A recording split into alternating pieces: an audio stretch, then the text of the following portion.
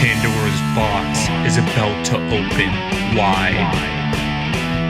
Welcome to Pandora's box, ladies and gentlemen. We've got a very special guest on the show today, world-class athlete Sara Davies. For people that aren't aware, Sara is one of the best female weightlifters to ever come out of Great Britain and is currently one of the best strength athletes in the UK, period. She won a gold medal last year at the 2022 Commonwealth Games in Birmingham and has previously bagged silver medals at World Championships, the European Championships and the Commonwealth Games. Sara, it's an honour. Welcome to the show. Thanks for having me. What an introduction. Well, I wanted to give you your due. I'm not gonna lie. I've been like fangirling out a little bit, like having you on the show. Like I'm just such a big fan of strength sports myself. You know, like obviously I have to do lots of like interviews and stuff for the radio and stuff, but it's not very often that I'm interviewing somebody that is like such a big figure in something I'm so interested about. You know, Yes. and obviously to represent like, you know, Great Britain, obviously, and obviously I'm British, so it's just it's exciting for me to get to talk to you. You know.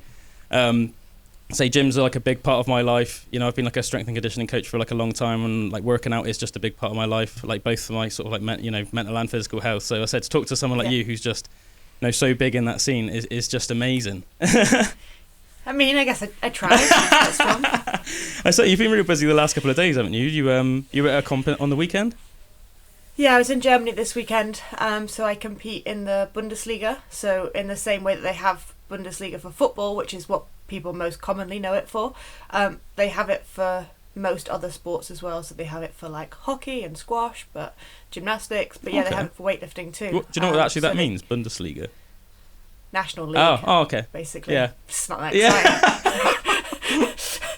exciting. But yeah, so each team can have up to 2 foreign lifters per match. So I get paid basically to go out and compete in weightlifting, which is the only way that you can actually earn money competing in weightlifting. Yeah. I mean, I'm sure like somebody. I was about to say somebody of your level. I'll keep bigging you up, Sara. Like somebody of your level, but like, I expect you have like sponsors and stuff like that as well.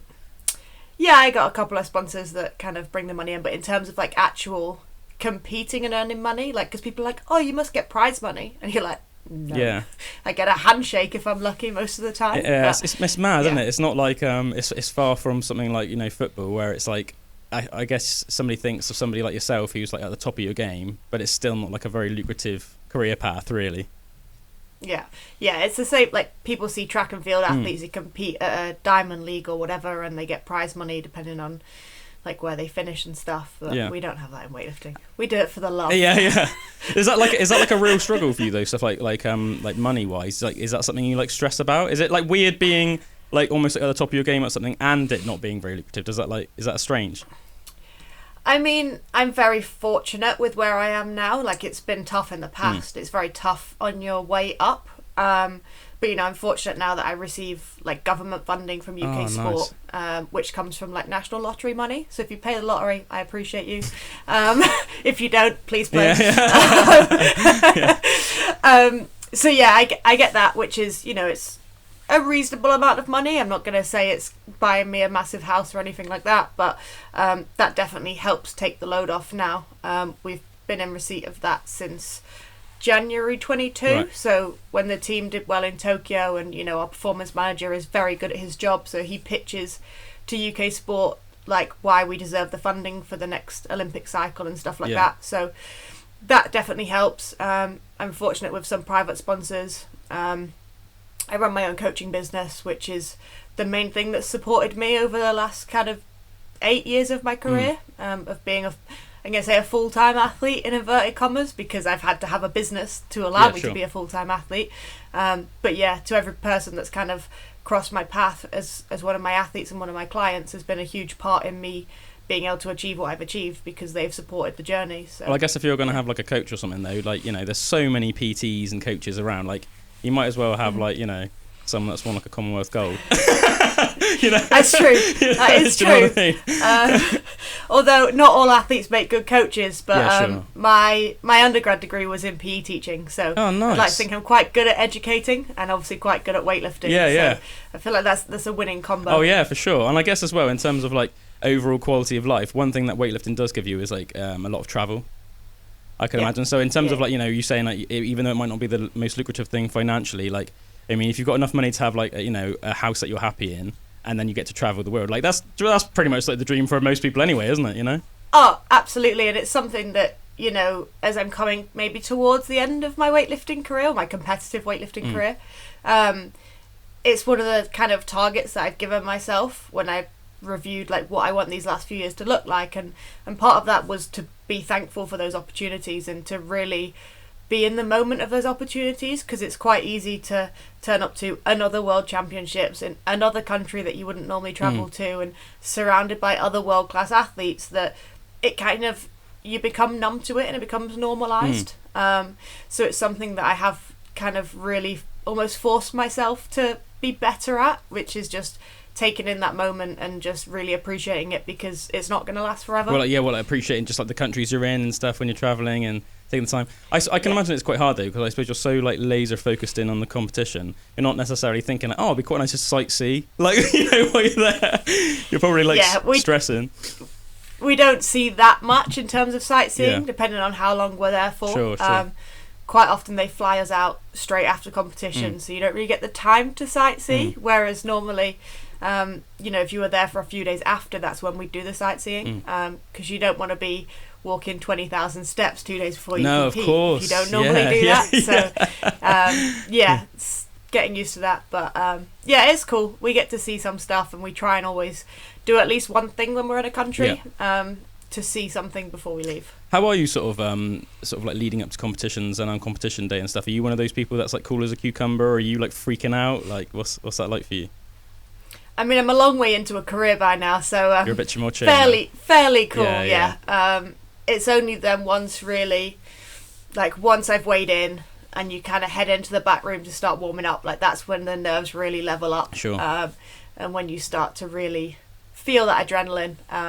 I mean, there's always that thing that if you don't feel adrenaline and you're not nervous, why are you there? Like, I feel like you have to have the adrenaline and nerves to show that you care. Healthy fear, yeah.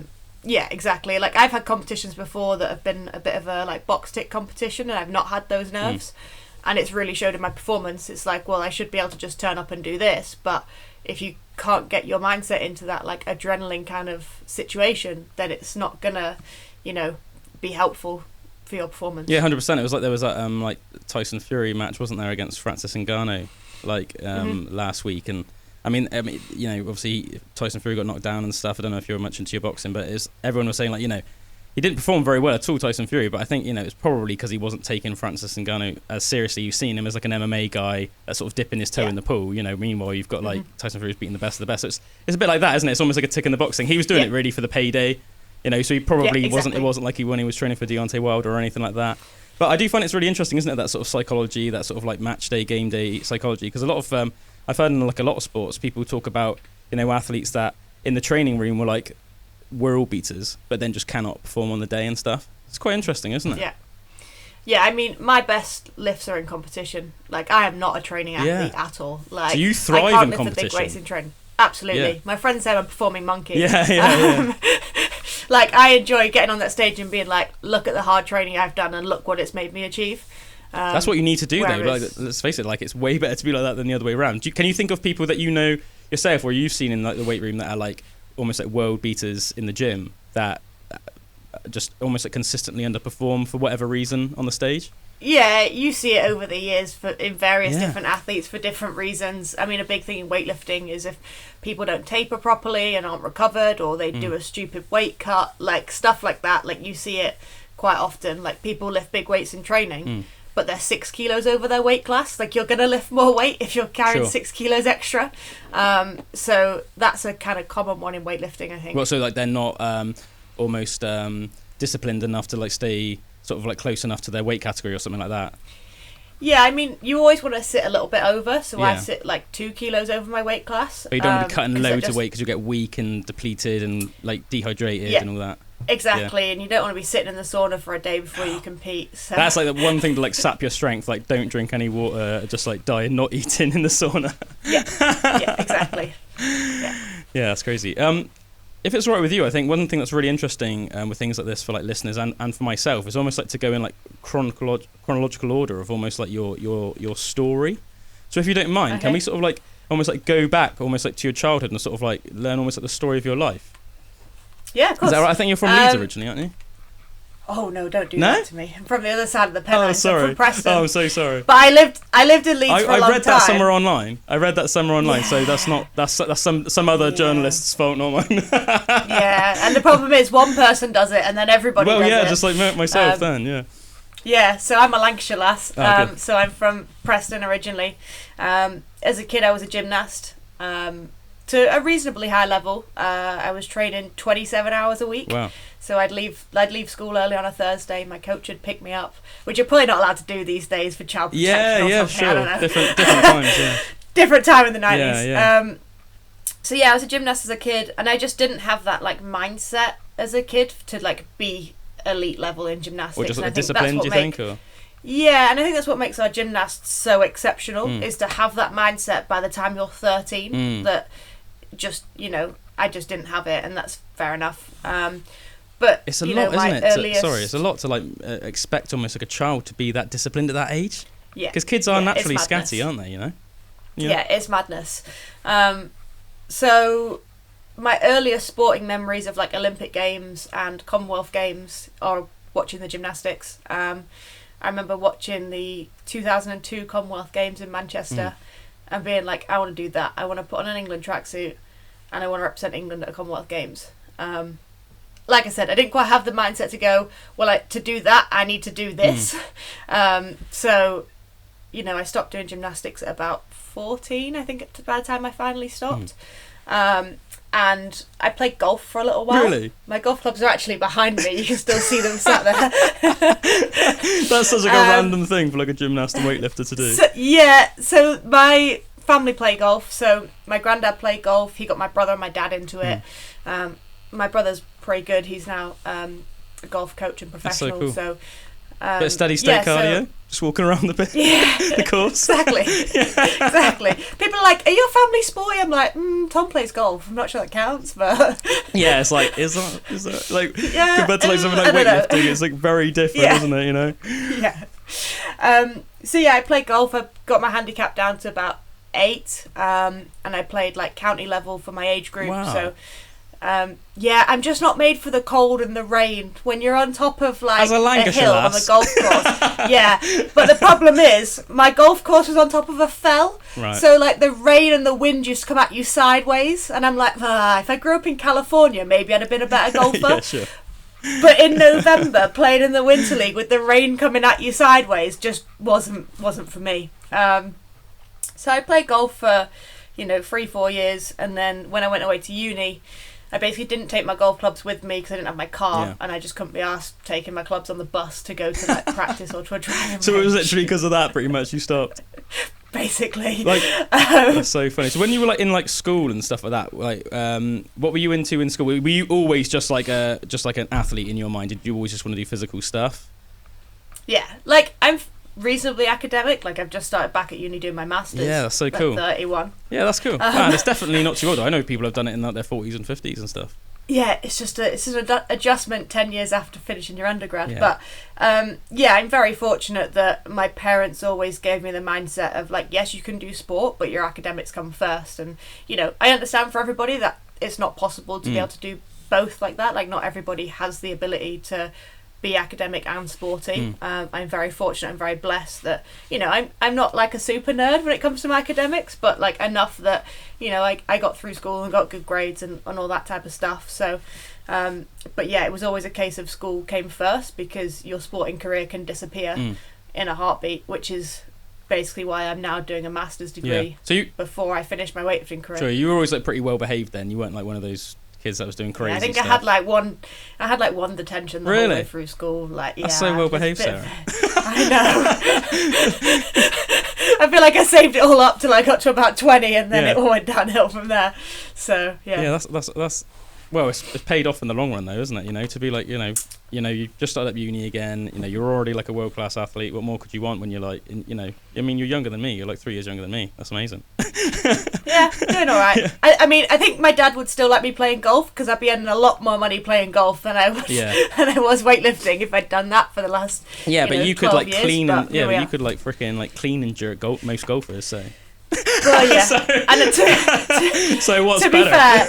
Be fair, and we went to the driving range recently. Me and my boyfriend went to the range, and you know, pick the club out the bag, one's practice swing, hit the ball straight down the middle, and he's like, "You're horrible." He's like, "Why are you so good at everything you do?" And I'm like, yeah, just like sorry? putting him to shame. Yeah, Definitely don't need anyone to carry your golf clubs either. no, sorry. You're like, no, I don't need a caddy, all right? Just carry like So- everyone's. Yeah, so always kind of been sporty and whatever, and my friends take the mick because we'll go and we'll do something like active, and they're like, "Why are you good at this?" But I'm just selective on what we choose to do. Yeah. Like tennis, terrible. Ball sports, not for me. Yeah. Water sport, not for me. Can't. I can swim to save my life, but any sort of like distance of swimming, nah, I'm out. I guess it's like things like ball sports and that. It's more. I mean, don't get me wrong. Obviously, golf is very much as well, but it's more like a technique thing, isn't it? Whereas the things that you seem to excel at is more like pure athleticism, and that's something that you're either almost like born with or not. I mean, obviously, how much effort you put into training and your diet and rest and everything. Obviously, that's massive as well. But it's like to be at your level, say at weightlifting, you can't just be dedicated to training. You have to be born with almost like a gift, so to speak, don't you? Yeah, and like my family genetically are quite easy to put on muscle. Like all of us are a bit like that. Like no one else is like mad athletic, but like if they start training and they go to the gym, like they will put on muscle fairly quickly. Yeah. So there's some genetic advantage there, and you know, I think having that base of gymnastics as a kid and like setting that like muscle memory early definitely plays a part as well, because they are so strong, aren't they? Like gymnasts, you know. I mean, you see them at like whenever you watch them on TV at any sort of like you know, whether it's World Championships, Olympics, whatever. Like, I mean, their shoulders are popping. You know, and they got you know, big biceps and stuff like that. You know. Yeah. Like So it's just like almost like amazing calisthenics, it. isn't it? Like really high level calisthenics, absolutely. like insane. Yeah. So so you stopped golfing because you couldn't be bothered to carry around your golf clubs anymore. So did you say that was when you started uni? Yeah. So, and then my uni at the time did have a gymnastics facility, so I started gymnastics again, but like at 18 you're not going to become a world-class gymnast, like especially as a female, your body's gone through puberty and whatever else. So I did that for a bit of fun, and then so I went to uni in Leeds, and that's where British Weightlifting were based before 2012. So I then ended up like making friends with a couple of the weightlifters, and they were like, "You should come and try weightlifting." So I did, and turned out I was quite good at it. So here we are, 12 years later. Was it one of those things like that like you went in the gym and like instantly you were like, everyone around you was like, whoa? Or yeah, I mean, so my first ever session, I snatched 35 kilos, clean and jerk 45 kilos, which is pretty decent. Yeah. Like most people wouldn't be able to. And again, it comes back to that gymnastics kind of like that background, because the body awareness makes a massive thing. And like the way I was taught weightlifting, I would never teach someone weightlifting, because they basically went, "This is a snatch, try it." So then I got the light bar and the technique bar or whatever and did it, and they were like, "Yeah, just like that. Now do it again, but with more weight." yeah. So definitely not the way I coach weightlifting. But yeah, I kind of fell in love with the sport, because since I stopped doing gymnastics, I didn't really ever fill those 27 hours a week with something that I enjoyed. Like you do the going out and partying and all that kind of stuff, and it fills a void for a little while. It's shallow sort of enjoyment though, isn't it? Yeah, exactly. And then like I tried to go to the gym to like get fit, but you know, this is before the days of Instagram where there was and like online resources to follow. So I was like that girl that just wandered around the gym a bit lost and did a little bit of this like this machine and that machine, but no real purpose. So I started weightlifting, and like I fell in love with it, and like the ability to challenge myself, like with the technical stuff but also the strength stuff. And yeah, and I guess a byproduct of that was that I did get fitter in terms of like my body composition and the goals that I had for that. So yeah, we ended up then. So I started in the September 2011. I did my first snatch and clean and jerk, and then I competed in the November, so 2 months later, which then qualified me for my first English Championships in the February. Wow, so that's amazing. What like a crazy progression. What was like? Were you literally almost like putting weight on the bar, like increasing like every session, like? Yeah, although my first coach was pretty strict with me in terms of like technical stuff, so it was like you can only put more weight on the bar if you do it properly. Yeah, sure.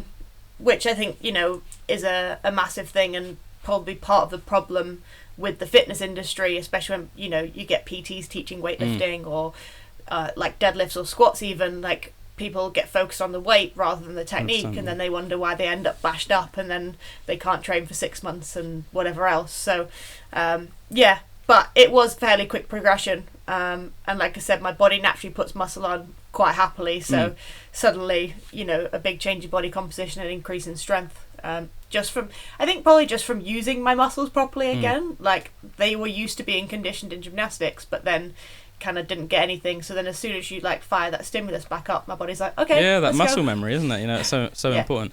Like, so how hard was it for you to like grasp the technique? Because as you said, like, I mean, it can be hard enough with things like bench and squat and deadlift, but even like way more so with like the weightlifting moves, like, really quite complicated. And I think like a lot of people that even like go to the gym regularly, like, I mean, I like to like dabble in stuff like, you know, like snatches and stuff sometimes, but I can tell like some people that like say more like dumbbell snatches I like to do and things like that, easier. Do you know what I mean? For someone like me that's not really, like going to take it too seriously, but you can really tell like things like, especially if they've been saying doing like a lot of bodybuilding training, you know, I think like a lot of people hear about always being in control or something, and then almost being that like power, that almost like snap. It's like you can tell that that's almost like they can't grasp it. And it's really awkward. They're like lifting in like a really almost like slow way and stuff, and it's like no, like So how was it like just grasping that technique? I mean, I always say I'm very fortunate because, like I said, British Weightlifting were based in Leeds in the build up to 2012. So like my weightlifting career grew up watching good weightlifting, and I think that is a massive thing, like that subconscious, like, okay, this is what it should look like. So in my brain I'm like, okay, well, that's what my body needs to do. Whereas if you start weightlifting maybe around like less optimal technique, you see less optimal technique, so that's subconsciously what you're going to copy a bit more. So very fortunate with that, and like I said, I had good body awareness, so I think that definitely helped as well to just pick it up fairly quickly. And like I said, my progression in the sport was pretty fast, to say the least. So yeah, it's I'd say it was fairly easy for me, but then also I'm 12 years into a career and still working on technique. I recently got a new coach and we're trying to make some changes, and he coaches slightly differently to how I've been coached in the last 12 years. So trying at 31 years old and that long into a career to like make changes is difficult because that motor pattern is so ingrained now. What sort of changes? It's minor stuff. So, you know, naturally the way I'm built, when I lift, I have a huge hip drive because I've got enormous glutes, which, you know, your body's going to find the easiest way to do something. Sure. But he wants me to get a much straighter trajectory up with the bar, so relying more on my quads, which means I've got to get better at jumps, which I'm absolutely terrible at standing jumps. So yeah, a few changes like that. So what's the supposed benefit of that? What's the supposed benefit of getting that straighter trajectory and using your quads? Straighter bar path, so that then you're not going to get the loop round of the bar, and keeping the bars closer to your centre of gravity. If the bar's closer to your centre of mass, it's a lot easier. As soon as it comes away from your centre of mass, it becomes like heavier in a way. Because it's like a deadlift, isn't it? Looking at levers. Like even like that's an easier probably exercise for people to imagine. It's like, yeah, you want to keep it obviously tight to your body. If you're like trying to deadlift and the bar's like 5 inches from your shins, then that's going to be a failed lift, or you're going to really hurt your back. Yeah, exactly. So it's just kind of along those lines, and you know, you get to this point in a career and then you start really trying to find those like 1% that are going to make a difference to what you want to achieve in the last bit, which is a slog. Yeah, it's have you ever like struggled with the sort of the weight class element of weightlifting? Because obviously it's not like you're like an open sort of weight like strongman where they just eat like 10 steaks and 5 tubs of ice cream a day and like 5 litres of milk or whatever. Do you know what I mean? It's like you obviously have to like hit a weight, and as you said earlier on, like you can't be doing crazy weight cuts because then you'll be like depleting yourself too much, and then obviously, but that means that you have to get really dialed in obviously with like your nutrition and everything. Like how naturally did that come to you, like your nutrition, and how do you sort of handle your nutrition? So I've competed in a lot of weight classes over the years. I've gone up, I've gone down. I think my hardest one, I cut down to 58 for the qualification for Rio to try and qualify to go. So I was naturally sitting at like 63 kilos. Because you're 71 at the moment, competing 71? Yeah. So that's quite a lot lighter than now, Yeah. So when we looked at the decision, because at the time there was already 2 girls at 63 and I was kind of ranked 3rd in the country at 63, so you had Zoe Smith and Emily Godley ahead of me, so if I wanted to be in the running then I needed to move. So I took the decision to go down, I had a DEXA scan, which is like a body composition scan, and I remember talking to the nutritionist, and he's like, I'm not sure I agree with this. Like, you're already so lean, and obviously as a female, like, to get too lean is just not healthy. For your health, yeah. So we did it anyway. Just like, screw it. I must have been 6% body fat when That's I got ridiculous. on the platform. My Like mum hated it. Yeah, mum hated it. Like, I looked like I had an eating disorder, and I've got a massive head. So I then had a tiny body and a massive head. So I looked like a lollipop. Like the strongest lollipop you've ever seen. So yeah. Oh, something just fell off my desk. Yeah. So it wasn't the most successful. Like, I did all right and I got down, but you know, it wasn't sustainable. In terms of your actual health, though, were you suffering at the time? I actually surprisingly did all right, because obviously as a female athlete, one of the big markers is menstrual cycle. Yeah.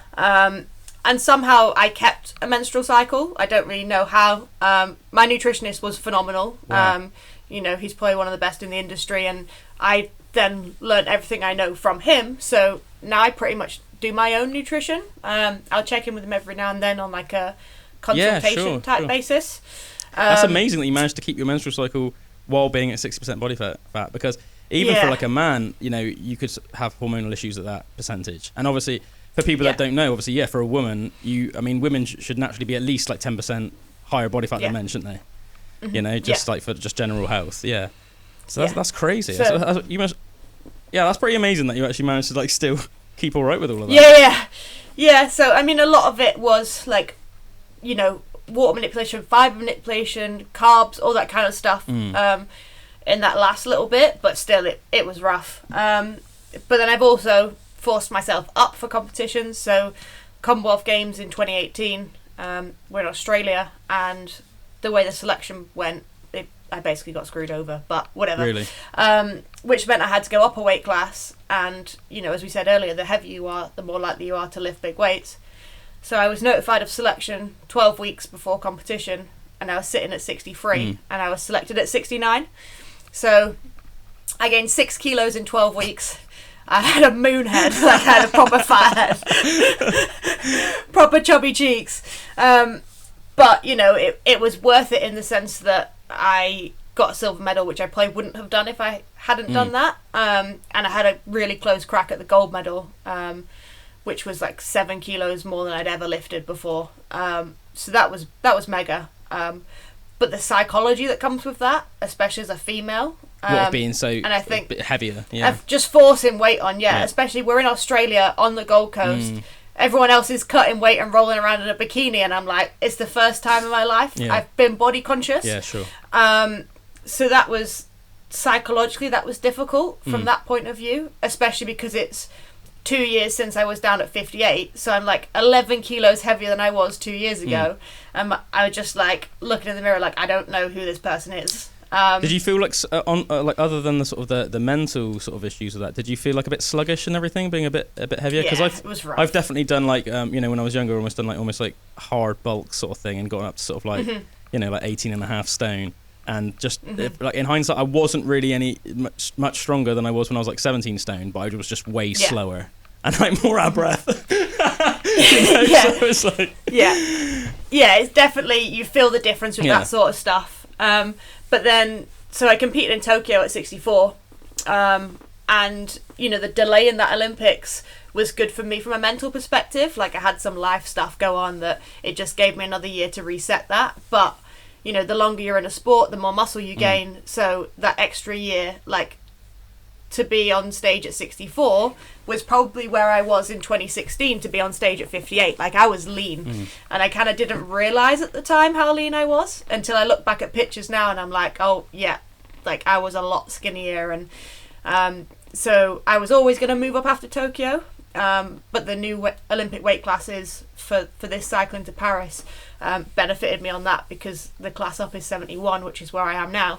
and that's an Olympic class, so that worked in my favour, and my body needed it. Like, the amount of people, when I gained that bit of weight and I was sitting around like 68, 69 kilos, people are like, you look so much healthier. And I'm like, did I look unhealthy before? They're like, No, but you just look healthier now. Yeah, well, I guess there was nothing to compare it to before. Do you know what I mean? So I'm sure they didn't think you looked unhealthy, but then it's like, yeah.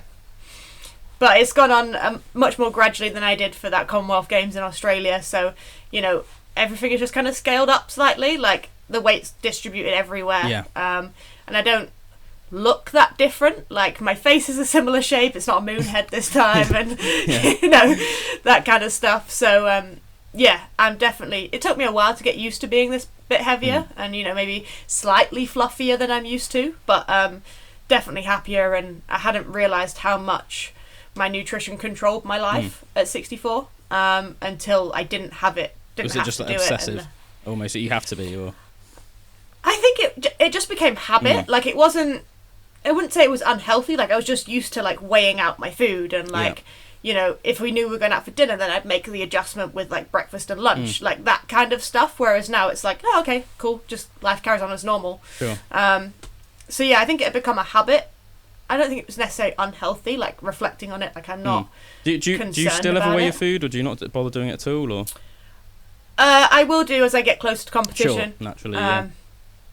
But I kind of know, like, what my portion sizes are. Like, you've just gotten used to it. Around about how much meat. But, like, me and my boyfriend cook together. Like, I'm not then weighing out a portion. I'm like, okay, I know his portion size is about this, and I know mine's about that. So it's not that kind of pedantic with it. Yeah, sure. I know that you said you had a really good nutritionist, and now you do your own. So what was 'cause there's so many different, isn't there, like, like fad diets and sort of like different sort of gurus that promote different types of nutrition. Sort of what was your nutritionist sort of like style of sort of with the food he was giving Common you? sense? Yeah, right. Okay. So what sort of stuff are you eating sort of on a day-to-day basis?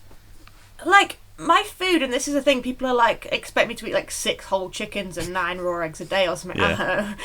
But, like, I just call it, like, good home cooked food. Like, it's no different to what I'd eat if my mum cooked for me as a kid. Like, my portions is maybe slightly different in the sense that, like, making sure I'm getting enough protein in for my recovery, making sure there's enough calories and all that kind of stuff. But, like, we eat the same kind of food. Like, we eat a spaghetti bolognese or we eat a stir fry. Like, it's nothing wild. Yeah.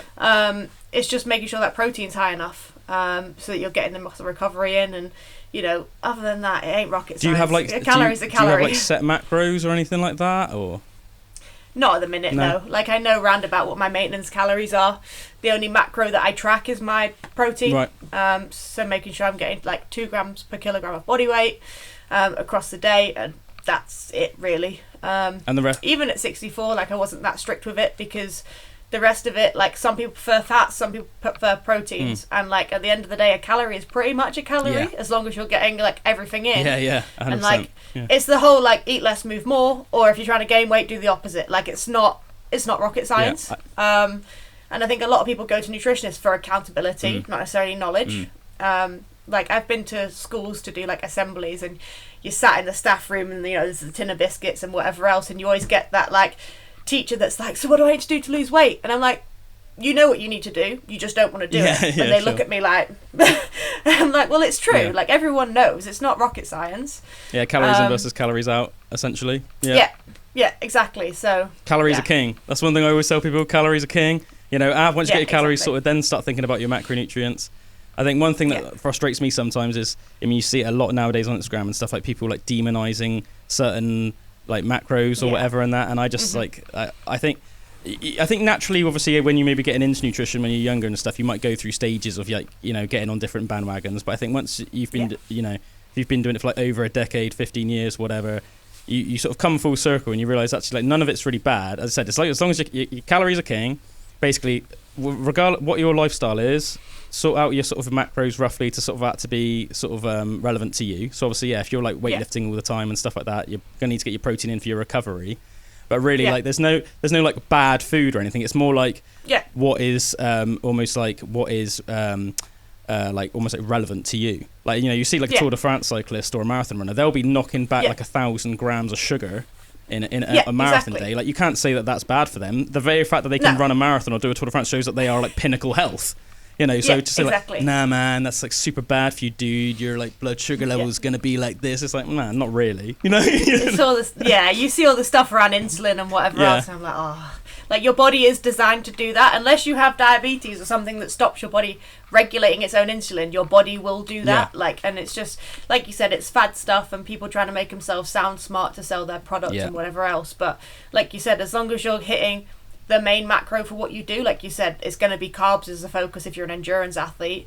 But other than that, like, it's not rocket science. Yeah, I think that is such a big thing, you know, what you just said, almost like that fad stuff. I think a lot of the time it's because people are trying to sell you something. They're either trying to sell you a secret or they're trying to sell you a supplement, essentially. Do you know what I mean? So it's like, really, if you're on the bandwagon of that, you're just being conned yourself. So, like, you know, do yourself a favour and sort of realise that that's all rubbish, you know? Yeah, absolutely. I mean, I remember as a kid when I was just going to the gym and not doing very much, I wanted to lose some weight. So I can't believe I'm saying this. I don't think I've ever shared this. I went keto for like a week, and then I was trying to run like 5K on a treadmill every day, and I just wondered why. I woke up one morning and I felt horrendously like sick, overworked. I think it was during exam season as well. Like, come on, Sarah. Like, I look back at it now, like, you're an idiot. Yeah. Like, had a piece of toast and immediately felt better. Yeah. It's just like at the end of the day, it's like, yeah, can you do it? Well, we like, yeah, but it's not anywhere near optimum. And so it's like, why just do yourself a favour, isn't it, you know? Yeah, exactly. And like, I mean, I've got friends that grew up in that generation where carbs were the devil. And like, we grew up, like, our parents talking about that and like trying to help them retrain that that's not the case. And actually, if you want to be active, you need them and whatever else. Like, it's a process to like get that media like voice out of people's head. Oh yeah, as I said, a lot of it is all just marketing, isn't it? You read like any like magazine or on Instagram, it's like, it's just because people are trying to sell you something.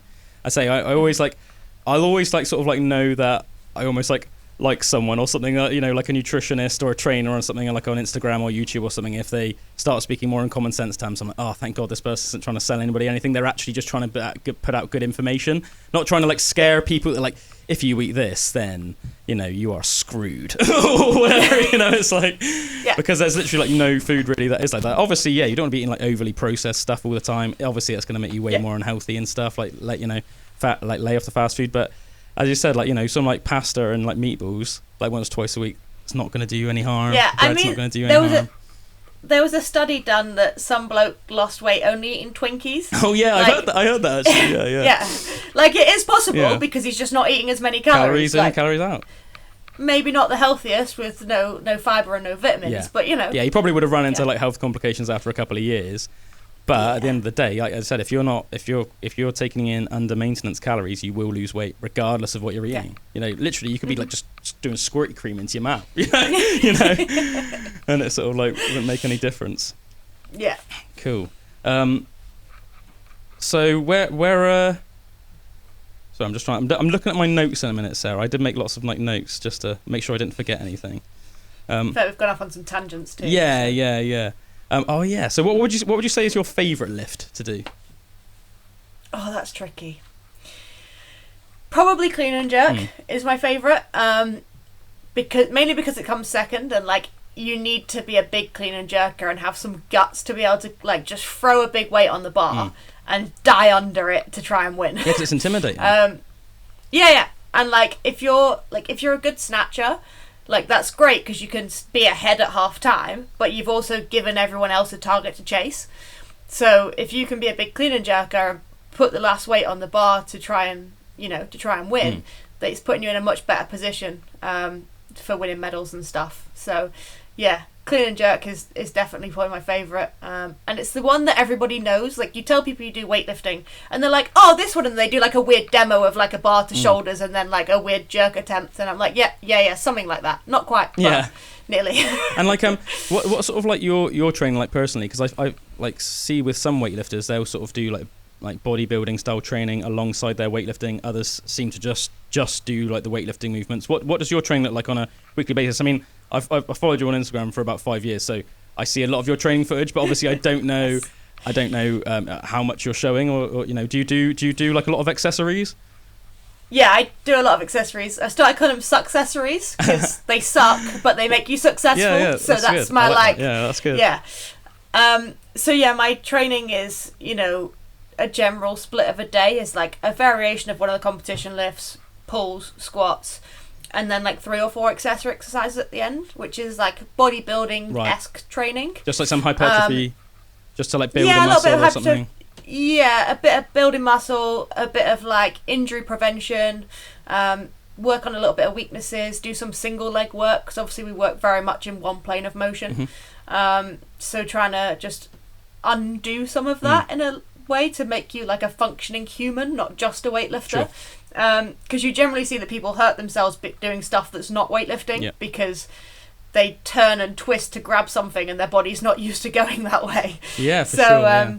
Different planes of motion. Yes, absolutely. So that's a lot of the reason the accessory work is in there. And, you know, touch wood, I've been very fortunate in my weightlifting career that, you know, I've not had that many major injuries that have, you know, prevented me from competing and stuff like that. And I think a lot of that is I've always done that accessory work. Nice. You know, it stops you getting the niggles. Like, people often get sore knees in weightlifting because it's really quad dominant and they don't roll and stretch and then they don't do any hamstring isolation work. So all of that pressure is then put on that patella tendon. And that's when people, you know, are like, I can't do it, my knees hurt. And I'm like, well, when was the last time you stretched or rolled? And when was the last time you did a hamstring curl? And they're like, So, yeah, that's definitely like a big part of it for us, is just trying to minimise that kind of niggle and input. And minimise like, for the me, niggle, yeah. That's it. Yeah, and like, basically... You've always got to try and minimise the niggle. Yeah, weightlifting beats your body up. Like, you've got to sure. try and, like, kind of counter that. And, you know, a big thing for me, and I think a lot of other female athletes, is a lot of upper body work, because like naturally women don't have a big upper body. You see it, like how much harder it is, like for the average woman to say achieve doing like a pull up versus a guy. Just, you know, lower body's a bit more even, isn't it? But upper body's like kind of a different story. Yeah, definitely. And like for me, I just can't grow delts, like, to save my life. Yeah. I've tried everything over the years, they just won't grow. My traps do all of the work. Dominant. So trying to just do a little bit with that, so that then when I front rack a bar, I have something for the bar to rest on other than my windpipe to stop me going dizzy. What would you say is like almost like your favourite accessory then for almost like every body part? This is like really nerdy in depth. This is like really a nerdy in depth weightlifting question. This is. I think like a good one for weightlifting is stuff like good mornings or like GHD back extensions, because then you're hitting the things that you kind of need to hit. Strengthening that posterior chain, working your hamstrings, your glutes, your lower back.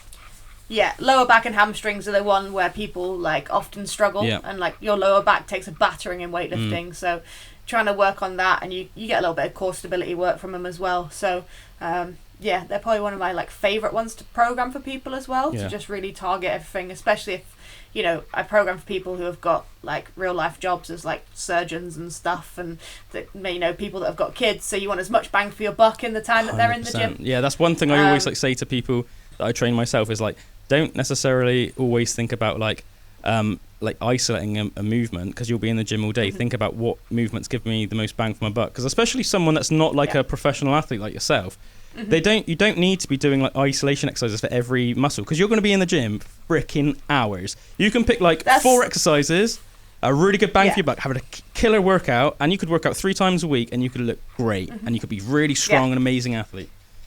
Yeah, it's one thing that gets me at the minute with like Instagram girls and stuff and doing all this like glute isolation. They come up to me and they're like, how do I get glutes like that? I'm like, squat heavy weights. Do 5 less exercises and just do squats. Yeah. And squat heavy rather than with a band around your knees, and you'll get there. Focus on progressive overload, and you just like will build muscle. Like your body will be forced to. Like 100%.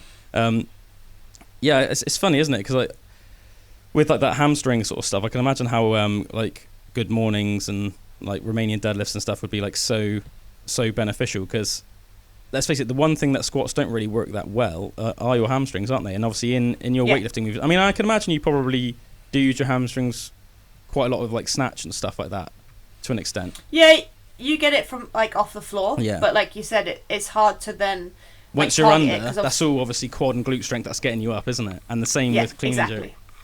Yeah, exactly. So you use them at the start, but they don't get that much like work in terms of like muscle building, which is why when people only really do snatch, clean and jerk, squats, and they're like, I'm not getting better, and I'm like, well, maybe we should look at doing some stuff that's not that to like help with that progress. And I think that's one thing when like people come to me for programming, they're like, it's so different to what I've done before. And I'm like, that's called reps and volume and other things other than weightlifting. Yeah, I guess it's like diagnosing an issue, isn't it? It's like, I think somebody that's been doing it as long as you have and to your level, like if you can almost like see where someone's failing, like a lift, and you can almost then diagnose what the issue is, whether it's like triceps or lower back or something. Do you know what I mean? And then you're like, oh, okay, well, I can give you this exercise to do as an accessory, which is gonna sort of like negate that weakness.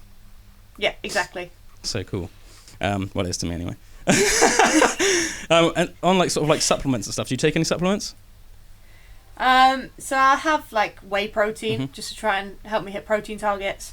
I take creatine to just help with recovery, and then other than that, it's health supplements. So multivitamin, omega-3, iron is a big one for me, and vitamin D because we live in the UK. Yeah. And although I've lit this room as well as I can, it's still dark. Yeah, so... that's pretty much exactly the same thing I take, except for I don't take iron. Why do you take iron? Is that like personal to you? I had some blood tests done recently, to be fair, that just said like that showed it was really low. Just mildly anemic. Yeah. Oh, okay. Just chilling. Is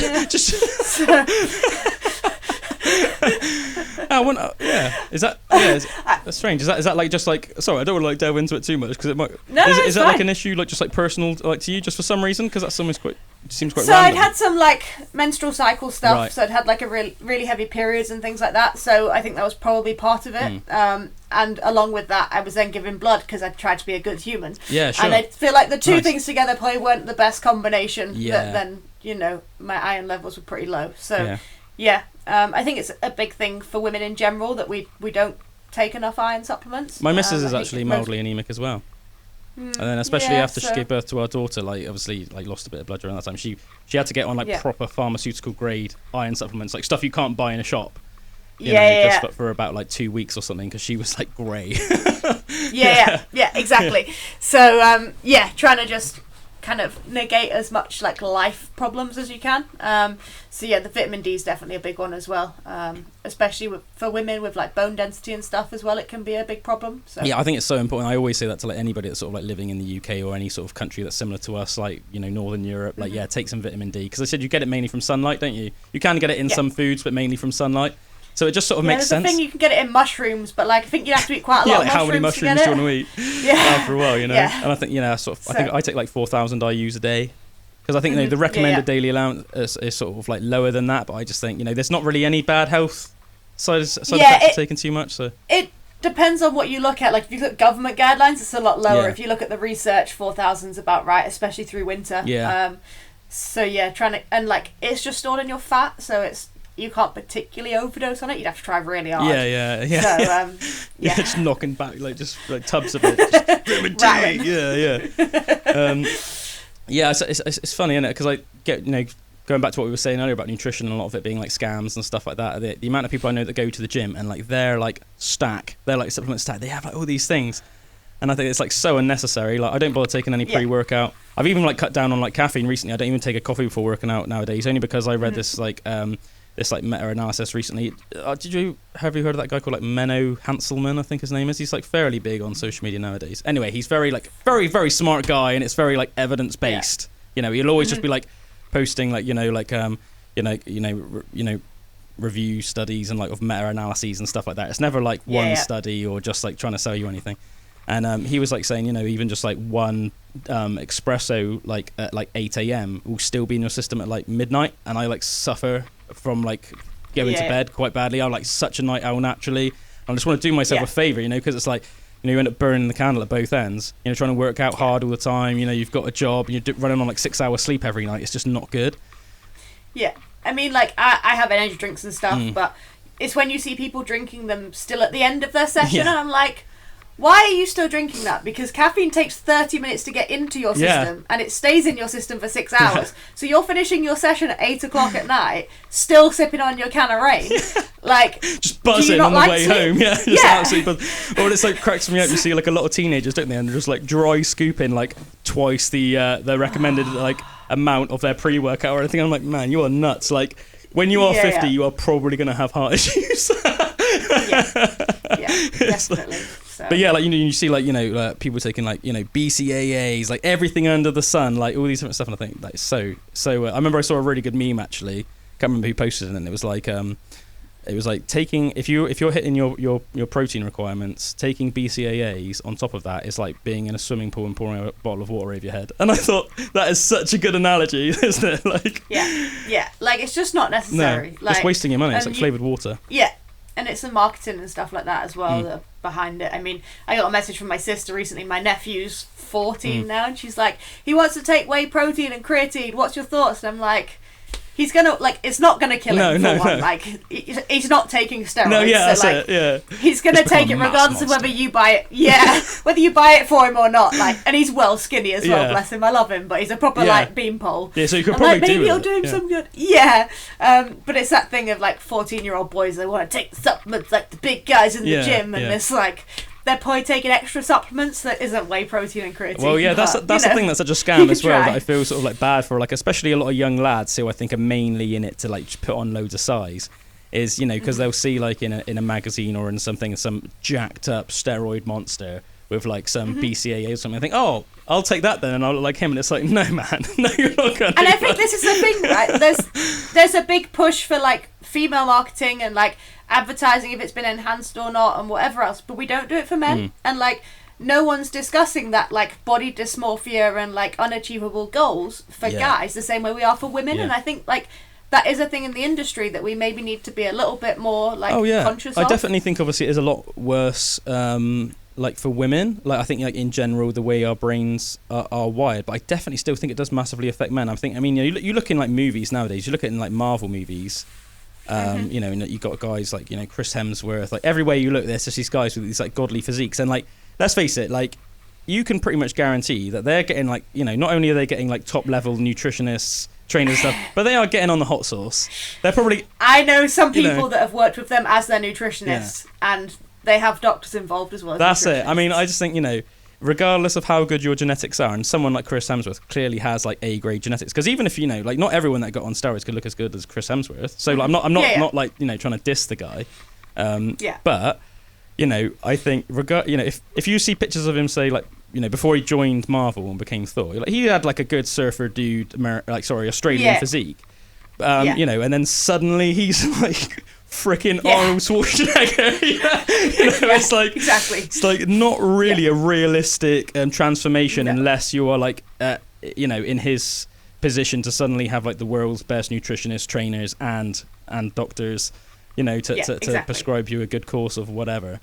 That's one thing I did admire as well about you, Sarah, because I remember it was I think it was like a year ago, maybe longer now. Time flies, doesn't it? But you were quite like sort of outspoken, weren't you, about sort of like drug usage and stuff in I like to shout. Yeah. Was it like in I can't remember now, was it in just weightlifting or like in like athletics in general, or it was weightlifting really was the main thing. So I actually got a memory throwback the other day. It's about 2 years ago now. So we have a massive problem in weightlifting, and because it's not a mainstream sport, it's not kind of picked up on as much. But the Olympic Committee, the International Olympic Committee, so the IOC, are aware of like what's going on in sports, and like with where we were with weightlifting, it was actually putting us at risk of being kicked out of the Olympics, which we've now found out that we will be in Los Angeles in 2028. But for a period of time, it was like we might even be out of Paris, which is now next year.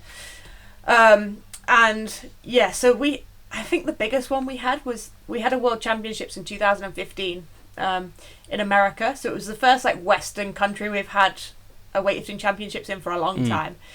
And we had about 50 positive tests from one World Championships.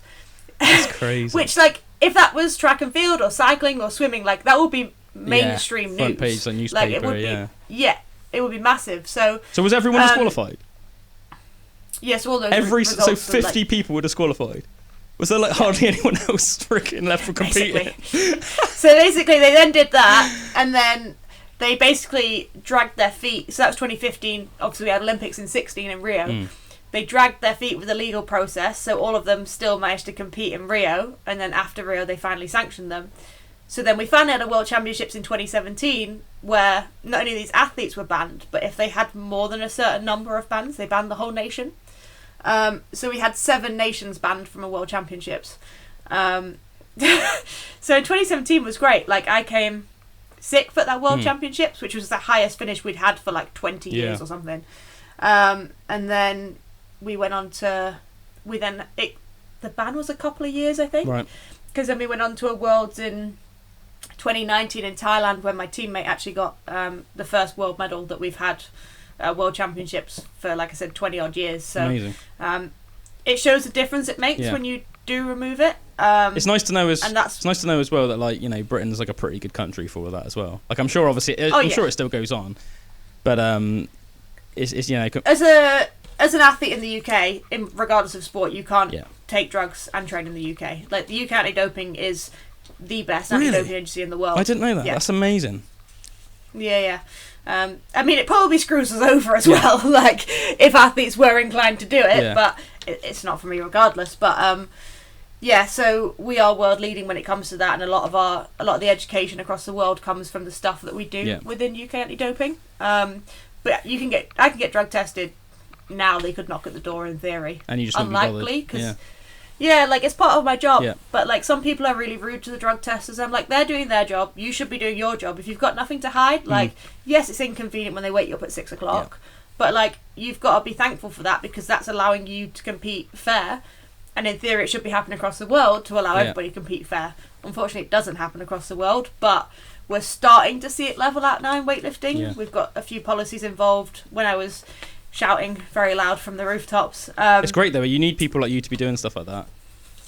Yeah, and I think this is a big thing that kind of kicked off in weightlifting. Is the thing that bothered me is it's happened for a long time, and like, everyone just accepts it. Like, everyone's taking drugs, and I remember years ago, our old performance director going to like a conference before the competition started, and they had a doctor give a talk, and the doctor basically said, make sure your athletes turn up clean, not don't take drugs. It was like, make sure you turn up clean. Worded it very like carefully. And that was the mindset, right? So I'm like, why are we just accepting this? I was like, I've had enough. Well, the thing is, it was like full lockdown. I'm like, I'm done with this. Like, I'm gonna shout loud. Well, the thing is as well, it's like, it's not even like it's like a tiny advantage. They're like massively potent substances, aren't they? Like, it's like the difference between somebody that's on like high level gear and someone that's like a natural is like pretty night and day. I mean, you hear about some people getting popped sometimes, and I think it's what is it? It's like the natural sort of like upper limit of like a testosterone to epitestosterone, which I think is almost like essentially like a fancy name for like estrogen level for like a guy, is like 4-to-1. So like a very testosterone fueled naturally can be like, you know, have 4 times the amount of estrogen in his body essentially. I just remember hearing about this guy getting popped, and it wasn't even like a, you know, it was actually like an MMA fighter a while back in the UFC years ago now, and he was 14-to-1. So I thought, mate, you're like 3.5. You've got 3.5 times more testosterone in your body than like a guy that would be like the most testosterone fueled guy that you could find around. Like, that is freaking ridiculous. And also, an easy way to explain it to, I think, a lot of people as well is like, if you want to know what the difference is sort of between a man and a woman, like why men are like hairier and tend to put on a lot more muscle naturally and are stronger naturally, it's just because of our testosterone, isn't it? So it's like that's the thing that gives an advantage. So if you've got something that's pumping even more of that into their system, you know, whether you are a man or a woman, it is just going to give you like a freak advantage. Yeah, and I think that's the thing, like, especially in women's weightlifting, like, it's a lot easier for us to compete as females on a more level playing field, especially as it's cleaning up. But like, even, you know, years ago when the drugs were worse in the sport, like, you put testosterone into a woman, the main thing they get is a lot of side effects. Like, they'll get some benefit, but like, you can keep up with that as a clean female if you're doing everything else right with your recovery and your nutrition and training smart and whatever else. You put testosterone into a man, like, it makes 30 kilos difference per lift. Like, there's no way our men can keep up with that. And, you know, as the sport is cleaning up now, you've seen a massive, like, drop off in, like, the female numbers. Like, you're not getting the same outliers as much. Because as soon as you take that out of a female, like, you get that drop because your body just doesn't naturally produce it. Whereas you can take it out of a man, and their body will keep kind of ticking it over, and the muscle memory and everything else. And, you know, it's going to take longer to get that, like, stabilization back to normal within a man. So hopefully it's coming that we get a leveler playing field. I'm hopeful. Yeah, definitely. I think as well, like, even like on like a personal ethics level, I don't know if you want to call it that, I always just think, like, with myself, why I've never taken any gear, as somebody that's been like really into sort of strength sports and worked out since I was about like 15, 16. I think I would feel more proud of myself for reaching my fullest potential as a natural guy than doing better than that taking steroids, personally. Yeah. You know? And I think that's the thing is, like, people go, oh, just let everyone take it and just have it like that. You can just take it in the Olympics. I'm like, but I don't want to take it. Like, one, for that reason, like, I want to know where I can get. And two, like, I quite like not having a beard. And I'd probably like to have children at some point.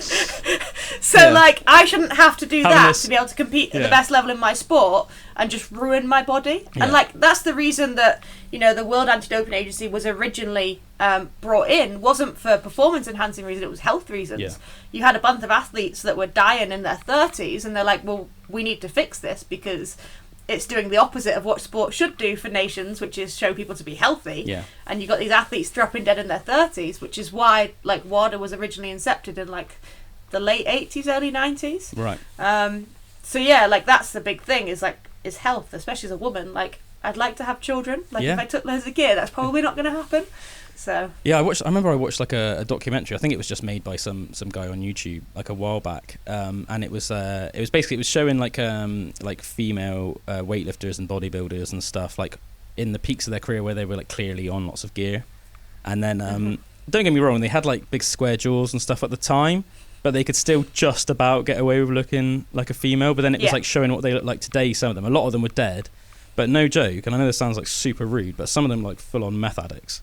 Like they looked messed up. Like they had like crazy stubble. They're like looked like almost like Gollum, but with like crazy stubble, and did just basically look like almost like a more like a meth addict bloke than a woman. And I think like there's a lot of it, like the psychology, like what your hormones must be screwed like to come off that, especially as a woman. Like so then the psychology with that, with your hormones being all over the place, and then you know, I remember something years ago, there was, I think she was Russian gymnast who had been given, who'd been given like sweets by her coach and been given loads of drugs to a point. Like it's Skittles or something. Basically, that's what they used to do. Yeah. And to a point, she then had to go for a full gender reassignment because her body was that like screwed up from the whole thing that like the only way to live and function as a human was to go through like a full gender reassignment, which is madness. Yeah, that is like, crazy. I just can't comprehend that. One thing I find mad as well is it just seems to be. I remember I heard like a crazy statistic recently, and it actually almost like made me a little bit sad. And it was saying that like, you know, what's the best way to put it? Like, say like, compared to the overall population of the UK, like more people in the UK take steroids than any other nation on the planet. And I thought, man, that's good. But in a way, I wasn't surprised because like where we are in Bridgewater, it's quite like an industrial town, like just sort of south of Bristol. And there's lots of gyms in our town, you know, it's like lots of building estates, industrial estates, and it's a very gym orientated town, you know. It's like not the biggest town, but there's like about 20 gyms, you know, and it's like half the guys in the gym are probably on gear in like every gym. Yeah, it's like a big social drug almost now. Like, we sort of call it like proper like Northern Doorman, like, you know, the blokes that stand on the doors, like their badge as tight as they can around their arm because they've taken loads of gear, and when they're not on the doors, they're in the gym, like. Yeah, that's... But that's the thing that I think is crazy about it is a lot of these young lads are getting in, and you know, I'll see them and they'll come in the gym and they're like 17, and like, you know, some of them are like even in like good shape, you know, they've been clearly be doing sport in secondary school and that, so you know, they've got like defined little triceps and little abs on them and stuff like that, but you can tell they really want to get big.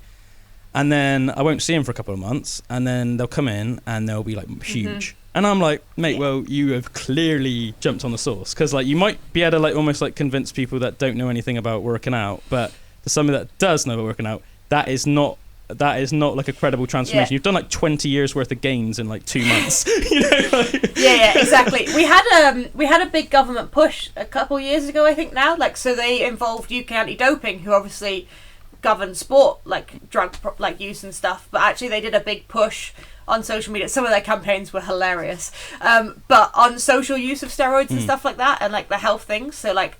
Because of that, like you said, we have like the amount of people that use steroids in the UK is ridiculous. Yeah. Like, so, you know, there was some funny like aubergine emoji memes and stuff from UK Anti-Doping. Like whoever did that marketing was having a great time. Yeah. Well, I'm glad that they were like getting a kick out of it. But yeah, I think it's like, you know, especially with like the health consequences, to be doing that, you know, like most of these people have no intention of ever doing any sort of like athletics or anything. They're just doing it. So that when they put on like an extra tight top when they go out to like the local club or whatever, they'll like have more of a chance of like pulling a girl or looking tough or something. And I think, mate, that is not worth it.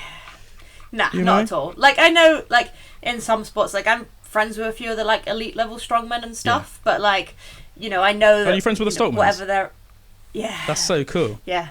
They're cool. I really like the boys. They're good fun. I keep trying to get up and train with them, but our schedules never align. Awesome. That's definitely a YouTube video I'd watch. That's the YouTube collab everybody wants. Yeah, man.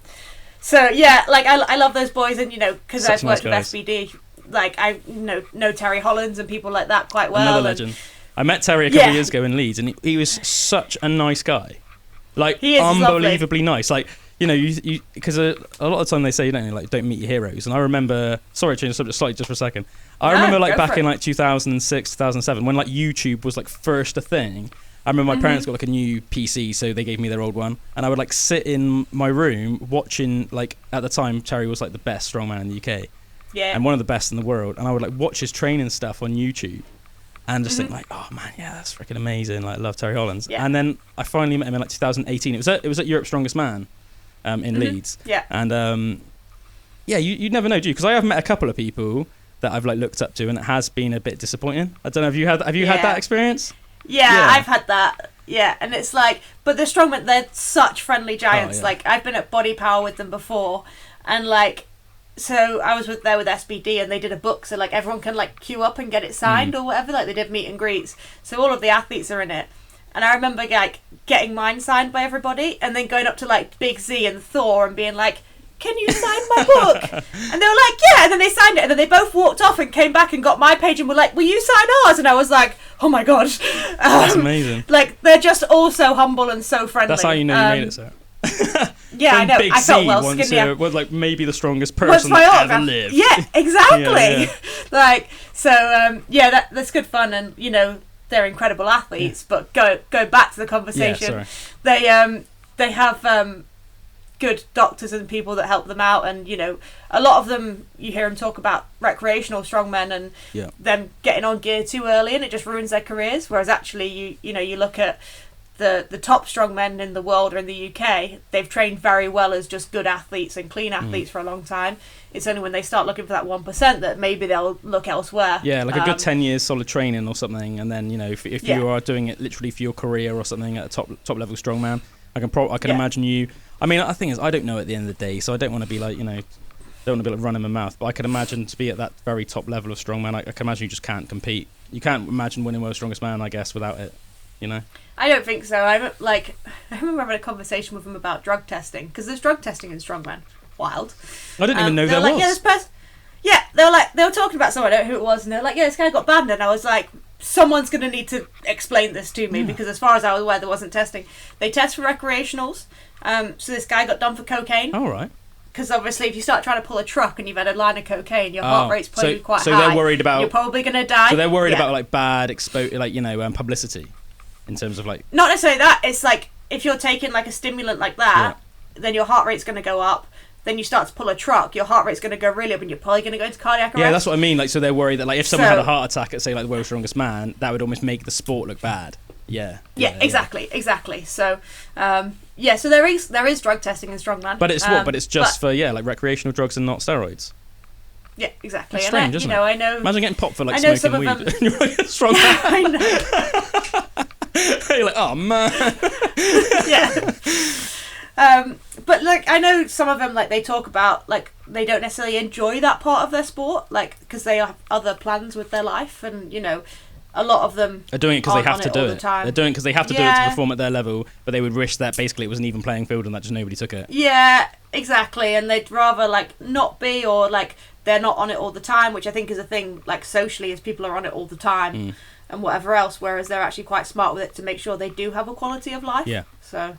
Yeah, for sure. I mean, to be honest, I think that's just even more reasons why these things should be banned. Because I said, even a lot of the guys that are doing it, they don't really want to be doing it. They're just doing it because they know that if they weren't on it, they wouldn't be able to compete, which would almost essentially ruin their careers. It's pretty brutal, really. And when people go to weightlifting, just let people take drugs, and I'm just go watch strongman, where it's not tested for performance enhancing stuff. Yeah. If you want a freak show of strength. Which is what it is. I love those boys to pieces, but they'll admit it. I've watched strongman since I was a kid, when it was on Channel 4 or 5 or whatever. I think in Britain when we only had 5 TV channels. Yeah. So that's what you'd watch at Christmas and New Year's. So if you want to watch absolute strength, go watch strongman. Yeah, I think it, like, for me personally, like, it's probably like the most fun strength sports to watch. Yeah. I think as well, it's because there's so many events, you know? Yeah, and I actually think there's probably less drugs in it now because it's not just about being strong. Like, there's a lot of, like, agility stuff. Like, you look at the relays and the medleys and stuff like that. Like, you look at a strongman now compared to, like, years ago. Yeah. I mean, look at Terry Holland's career. Yeah. Like, he used to be massive, and now he can still compete and be a lot leaner. He looks like he's about, like, 100 kilos lighter than he was, doesn't he? Yeah. And I mean that lovingly. As I said, I'm a massive fan of the guy, but, like, he really does, doesn't he? Yeah, but even, like, you look at the Stoltman boys, like, you can see abs on them. Oh, they move, which yeah. Years ago, it's the same as, like, our rugby players now. Like, a prop now doesn't look like a prop did in the 90s. No, they were like, that was like, their diet of, like, a prop in the 90s was, like, steak and kidney pie and a pint. That's, like, my dad and my uncles are, like, old school rugby players. And it was, like, the idea that they would have, like, a protein shake after a game is, like, to them, it's almost like, no, they'd go to the pub. Pint of Guinness. Yeah, they'd have a pub and they'd have like 10 pints. that's their post-workout nutrition. But just like big fat guys, essentially. Yeah, exactly. So it's madness how sports have progressed. But I think that's one thing with strongmen is there probably is less of it because they just generally have to be more athletic, and obviously if you're taking drugs and the effects on your heart and then you're trying to do cardio, like, nah, your body's not going to be happy with that. Well, you see, like, a lot of the guys that are doing really well in the last few years, like Alexei Novikov and Matthias Kiliakowski and that, they are quite lean guys, aren't they? And like Alexei Novikov, he's only like 6'2" or something. He's not like not like Brian Shaw or Thor, where they're like, he's short for a strongman. Yeah, well, he is though. Do you know what I mean? Like, I mean, like, I say a lot of like strongman, I'm like, make me feel freaking tiny, but I mean, like, the fact that there's like a guy that's like shorter than me that's one world's strongest man is almost like a bit spinny, because up until he won it, all the previous, I think like the shortest guy that had won it in the recent memory other than him was like Eddie, but Eddie's still like 6'2", 6'3", something like that, you know? Everyone else was like Brian Shaw, you know, Thor, you know, so Druna Savickas I think is like 6'5", you know, he's like big guy, you know? I got a picture next to Thor, I look like a child. Yeah, I can imagine. And I was stood on my tiptoes and I still look like a child. What, are you like 5'4"? Yeah, on a good day. I'm not squatted too heavy. Nice. Yeah, that's cool. I didn't know that you were like so into like your strongman like stuff. Do you go to like events and stuff then sometimes? Yeah, if I can, I'll try and get down and watch. We went to watch the one in Sheffield a couple of years ago now. But yeah, I'll try and get along to watch it if I can. I've actually recently, well, I'm going to do another one, but was it just after COVID? A friend of mine that I actually know from like back home now does strongman and is quite good at it, and he runs a strongman gym, and we did a like a seminar on like overhead stuff for strongman. Yeah. Because during lockdown I competed in the official strongman games, like online qualifier, because it was max deadlift and max floor to overhead with any implement. And I had the max overhead out of any female regardless of body weight. Oh, amazing. Because I clean and jerked 127 or something. That is actually insane, by the way, Sarah. Like, that is insane. Like that you I qualified for Worlds, but I couldn't go because I had weightlifting Worlds at the same time. Yeah.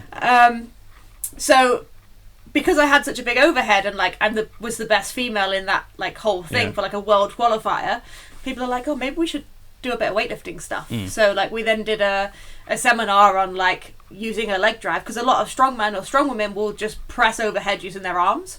And I think especially for women, it's like, well, if you want to do better at that, like you need to start putting your legs into action. And actually it's something that I think Tom and Luke did a little bit of work on as well for their log stuff, is actually like more weightlifting principles. Yeah, they were working with that guy, was it like Dan Hipkiss or something like that?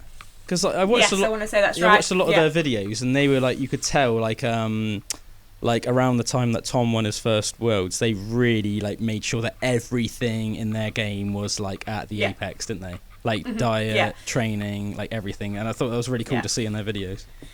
Yeah, so there's a video of me somewhere doing a log clean. That's so cool. And jerk. I'll check that like, out. onto my belt. If I can. In fact, it got posted recently. You'll see it on my feed. Yeah. Of me doing a belt clean. Although I go to my belt and then I still drop under it properly. Right. This is a few years ago because I was 64 in it. Right. And then, you know, I played around with the Atlas stones and stuff as well. But I think it's something that people can be a bit too like purist in strength sports. Like they're either a powerlifter or a bodybuilder or a strongman or a weightlifter. It's like, actually, we can all learn something from each other. 100%. And if you go back, so one of my previous coaches, Cyril Martin, he's 84 now.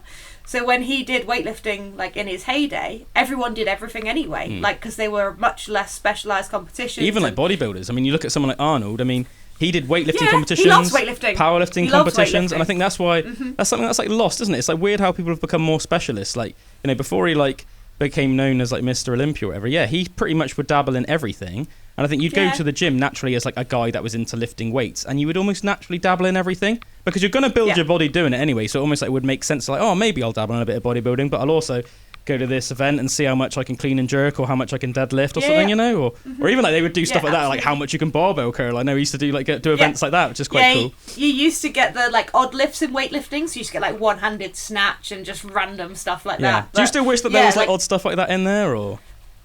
Yeah, it'd be fun, wouldn't it? But I think that's just called CrossFit these days. Yeah, because like they used to be like, yeah. True.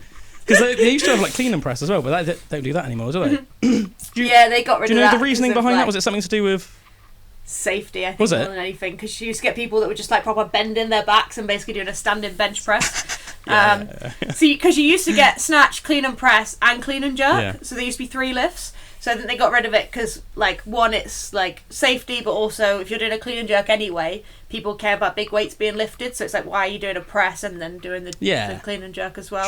Sure. Yeah. It is like, I mean, I have to say I do like doing like push presses and stuff, apart from anything else, because you can just like you can hoist so much weight on it.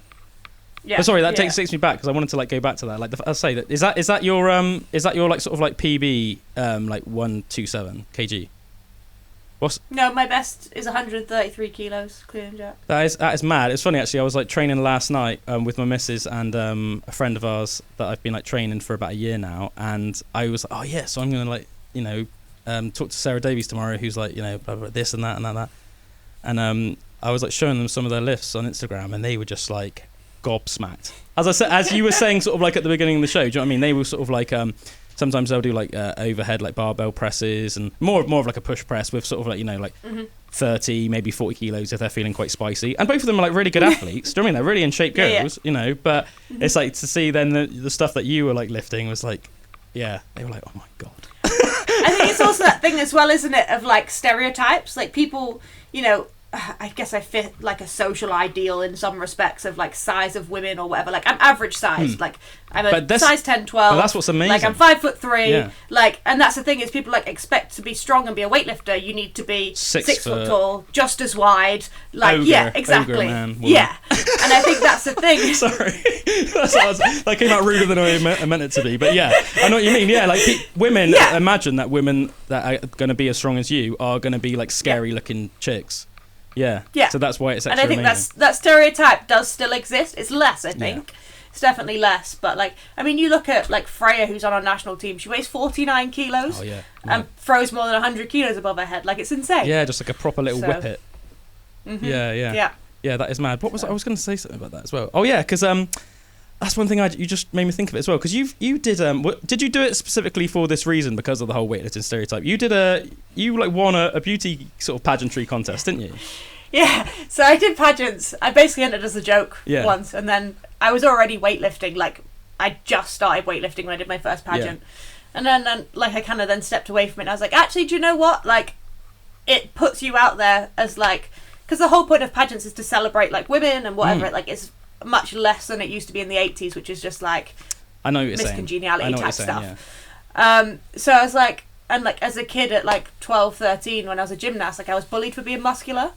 And I was like, do you know what? If I can put myself on that stage, like in better shape than I've ever been in, more confident than I've ever been, and an 11, 12-year-old girl somewhere sees me and goes, do you know what? I can be an athlete and I can still define myself as feminine, whatever that is to me, like, then I've won. Yeah. And I've had a few, like, girls message me or parents message me being like, thank you so much. Because I think especially with teenage girls, we lose them from sport because they think they can't do both. And I think that's a massive thing, and like it's partly why I kept pushing the pageant stuff, is to just be the person that I needed to see. If that show makes that sense. You're not going to be the stereotype of almost like some almost like manly weightlifter chick that like you can literally win a beauty like pageantry contest and still be like an elite lifter. So I won my national pageant title. What was it, like 8 weeks after I just won a silver medal at the Commonwealth Games? I saw that the other day. I read that and I was like, that in itself, that is like an amazing feat, isn't it? So to literally get like a silver medal in a weightlifting competition, like that close to winning a beauty contest, because I mean, even just the mental element of it, like, it's hard to focus on two things at once, especially, you know, at such a high level. Yeah, although I quite like being that busy. I'm a proper like always on the go kind of person. Right. And as we've said a couple of times, like I started my masters because if I only have weightlifting in my life, it drives me crazy. Yeah. Like, it's nice to have a hobby and to have something different and to step away from, because, you know, weightlifting is so full on, and then it is my job to coach weightlifting, and then, you know, my boyfriend also does weightlifting, so if there's too much of it, like, especially if you have a bad session, like, I rest on a Thursday, right? So if I had a bad session on a Wednesday and did nothing until Friday for my next session, I'd be horrendous. I'd be miserable. Yeah, sure. So, like, it's good to have something else to distract you and 100%. to have... Because weightlifting's my job now, right? It's no longer a hobby. Like, do I enjoy my job? Yes, absolutely. But I don't have a hobby otherwise. So, yeah, pageants were kind of my hobby for a while. I go dancing now instead because... You know, why not? When you say like dancing, do you like, what is that, like actually like actual like dance, like specific like dance classes, or do you just go out dancing? Yeah, all right, that's cool. No, I go to classes. Oh, what sort of dancing? Latin and ballroom. Oh, nice. So I'm living my best. You're gonna go. I was just about to say you're gonna go on Strictly Come Dancing. I'm waiting for my Strictly call up. I actually asked my dad before I'd been to Tokyo, before I qualified. I was like, Dad, would you be more proud of me if I go to the Olympics or if I got on Strictly? And he was like, I'm not going to answer that. And I was like, definitely Strictly. That's savage. Definitely Strictly. Yeah. But then we came to the conclusion that if I went to Olympics, my odds of being on Strictly are higher. So we kind of balanced out in the middle. Yeah. I think that is like so important though. I know like a lot of women that are like so scared to. Sorry, just going back a little bit. Are like almost like scared to lift weights, and it's so funny because I've spoken to chicks before, and I think they almost like don't realize almost like how crazy what they're saying is. They'll say things like, I don't want to start like lifting weights because I'm afraid of getting too muscular. And then it's funny because you think about a lot of people, like they will literally dedicate their life to trying to get better, essentially as like muscular as possible. And it's still hard for them. Like even if you've got like elite genetics, you never really feel like you're as good as maybe you could be. And it's a bit like saying like, oh yeah, I don't want to like touch that piano because I might just write a concerto. Do you know what I mean? Do you know what I mean? Yeah, like, exactly. Do you know what I mean? Oh, I don't want to like touch that key because I might just suddenly become Mozart or something. You know? It's like, well, it's not really going to like happen like that.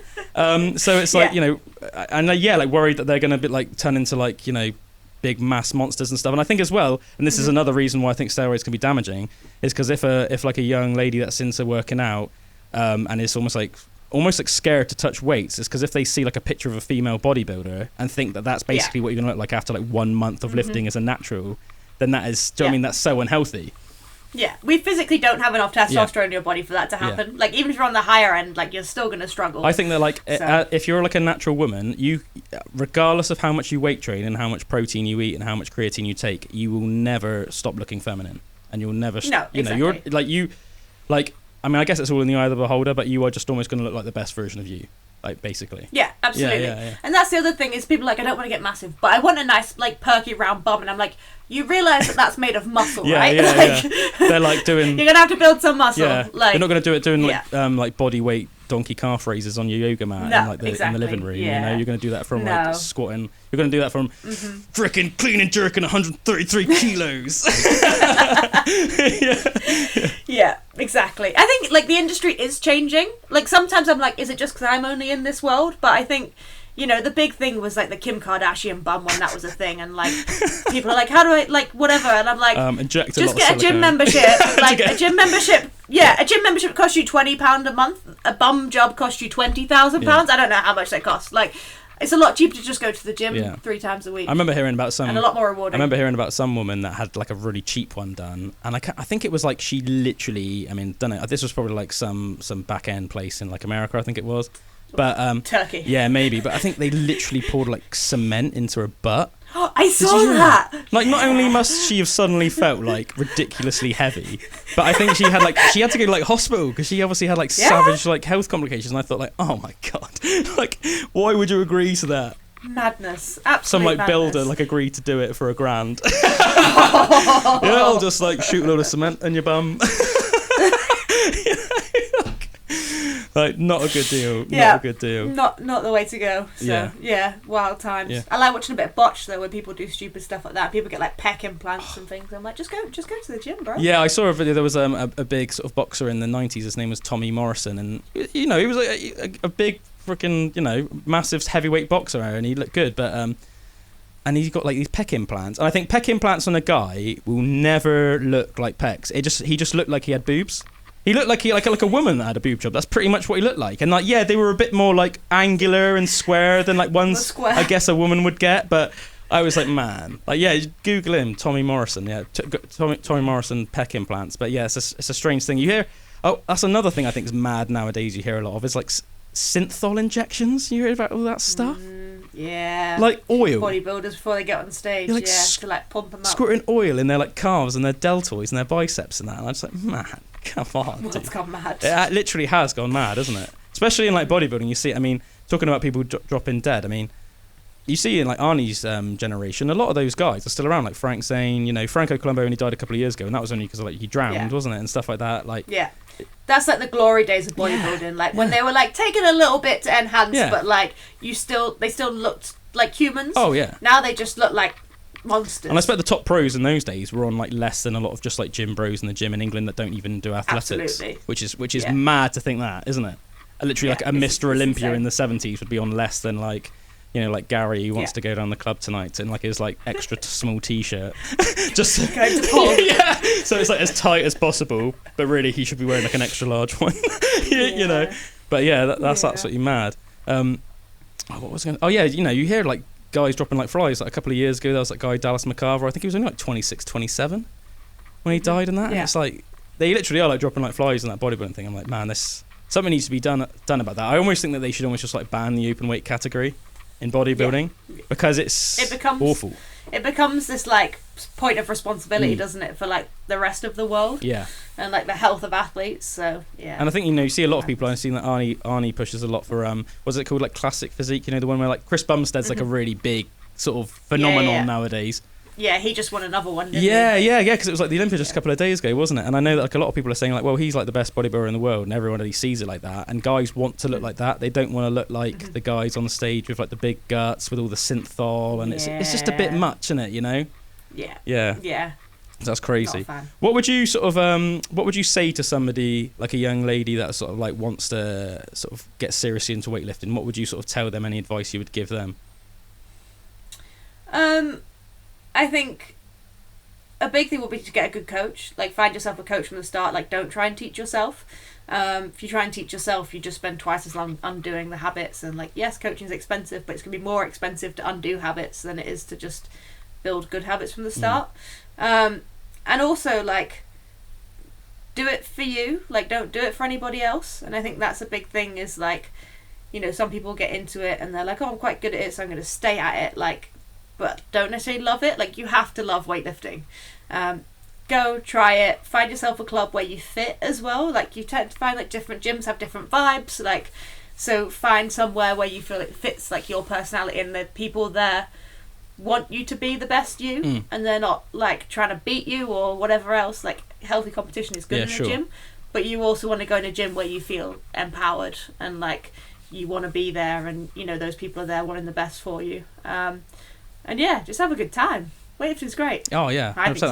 I think like it when you start seeing the progression in sort of like any strength sports, like, or even just as a recreational lifter, like that's when it becomes like addictive, don't you think? Yeah, absolutely. And I think like another thing on that point of like advice, a problem we see in the UK a lot is people force themselves down into weight classes because they're like, oh, but I won't qualify for the British in the category above, and I'm like, well, you will if you give yourself another year. And like, actually, if you're young, and this applies for the men as well, this is a big problem for our men, is they're like, oh, but if I move up, like, it's I'm not gonna win the British. And it's like, well, no, you won't, but you're 19 years old, you've got the most testosterone in your body you're ever going to have naturally. Like, take advantage of it, grow, like, gain as much muscle as you can, and whatever weight class you end up in, that's your weight class, wherever you fit naturally. Whereas I think some people suppress themselves down and it just kills their gains before they've even had chance to see what they can achieve. And it's like, yes, gaining weight, you know, in society can be scary. Like, look at me, like, I started weightlifting weighing 56 kilos. I now walk around at like 72 and a half kilos, and I probably look better naked now than I did when I was 56 kilos. So like, don't be scared of like that number. Like, it's just a number at the end of the day. And like, just pay attention to like what your goals are. Like, if some of it's body composition, that's great. You can see that looking in a mirror. Like, there's other ways to measure that than on the scales, and I think that's a problem that we have. And it's a difficult one to navigate, right? Because it's a weight class sport. But, like, I think, you know, especially, like, recreational, like, kids lifting shouldn't be in weight classes. Yeah. Just do it in age groups. Just let them get on and lift. Like, yeah, all right, you're going to get some kids that are bigger than others and whatever else. But, like, at the end of the day, they don't care. They're just turning up to compete. And actually, if you don't tell them about body weight, they won't be aware of it. Yeah, like, keep it fun. Keep it fun for the kids. Yeah. I think as well, like, you know, a big thing like what you said, like, you know, like, grow into your weight class, because I think, like, whether regardless of whether you're a man or a woman, like, I know for, like, myself, like, if I try to get under, like, 15, maybe even 15 and a half stone nowadays, I would start feeling like lethargic and unwell. Whereas when I was 19, I was like 14 stone and I felt great. Yeah. You know, so but it's like I physically couldn't get down to 14 stone now without feeling like awful. I'd be so unhealthy, but I was great at 19. But that's because you fill out naturally, and you will naturally get heavier as you get older, and especially if you're lifting weights all the time. You know. Yeah, exactly, and I think that's the thing is like, just let it happen. Just fuel yourself for training so that you're enjoying training, and you know your energy balance is about right. And if you're putting on muscle, that's great. Yeah. Like if you don't gain weight, that's fine. You've probably already found your natural like weight where you want to be. Yeah. But you know that's one thing. When I started weightlifting, you know after a couple like months training, I was sitting around 60 kilos. Could I have cut to 58 then rather than being a 63? Yeah, probably. But I'm glad I didn't, because it allowed me that time to gain the muscle and to get better at the sport, and also to turn up to competition and not worry about cutting weight. Like, because otherwise it's just another stress to add to your first competition that you just don't need. Like, just turn up, weigh what you weigh, get on there and just have a good time. Like, don't try and push for too many things all at once in your first competition. Like, just see if you enjoy competing first. Get that experience up and stuff. What would you say in like personally for you are your career highlights? Winning a gold Commonwealth Games medal, especially at home Commonwealth Games in Birmingham, like that was pretty special. I can imagine. Like I said, I remember watching Manchester in 2002, so 20 years later, to be back with another Commonwealth Games in England, standing on top of the podium with a full crowd of people, that was pretty special. And then winning world silver medals is definitely up there, because we'd never had anyone do it until that point, I don't think, or not for a very long time. That's amazing. Representing, Sarah, representing.